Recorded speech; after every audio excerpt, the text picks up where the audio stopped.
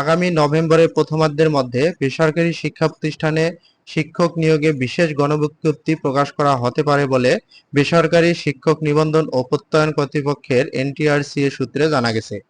তবে বিজ্ঞপ্তি প্রকাশের পূর্বে প্রায় 800 প্রার্থীর প্রতিস্থাপনের কার্যক্রম শেষ করা হবে। এনটিআরসিএ সূত্র জানায়, টেলিটকের মাধ্যমে কত পদ শূন্য সেই তথ্য সংগ্রহের কাজ চলছে। এই কার্যক্রম শেষ হওয়ার পরপরই বিশেষ গণবিজ্ঞপ্তি প্রকাশ করা হবে। এনটিআরসি এর একজন কর্মকর্তা জানিয়েছেন, বিশেষ গণবিজ্ঞপ্তি প্রকাশের বিষয়ে নীতিগত সিদ্ধান্ত হয়েছে এবং কর্তৃপক্ষ দ্রুততম সময়ের মধ্যে এটি প্রকাশ করে মেধার ভিত্তিতে প্রার্থীদের নিয়োগ সুপারিশ করতে সচেষ্ট। উল্লেখ্য, 18তম শিক্ষক নিবন্ধনের মাধ্যমে মোট 60,521 জন প্রার্থী নিবন্ধন সনদ লাভ করেছেন। এর আগে ষষ্ঠ গণবিজ্ঞপ্তিতে 17তম নিবন্ধনের প্রার্থীদের আবেদনের পরিপ্রেক্ষিতে 41,627 জনকে বিভিন্ন প্রতিষ্ঠানে নিয়োগের সুপারিশ করা হয়। বর্তমানে বেসরকারি স্কুল, কলেজ, মাদ্রাসা ও কারিগরি প্রতিষ্ঠানে শূন্য পদের সংখ্যা 1 লাখের বেশি।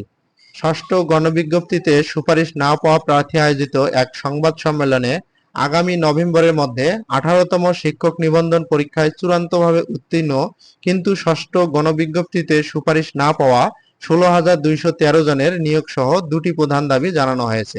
এদিকে চাকরি প্রার্থীরা দ্রুত নিয়োগের দাবিতে রোববার 19 অক্টোবর ঢাকা রিপোর্টার্স ইউনিটিতে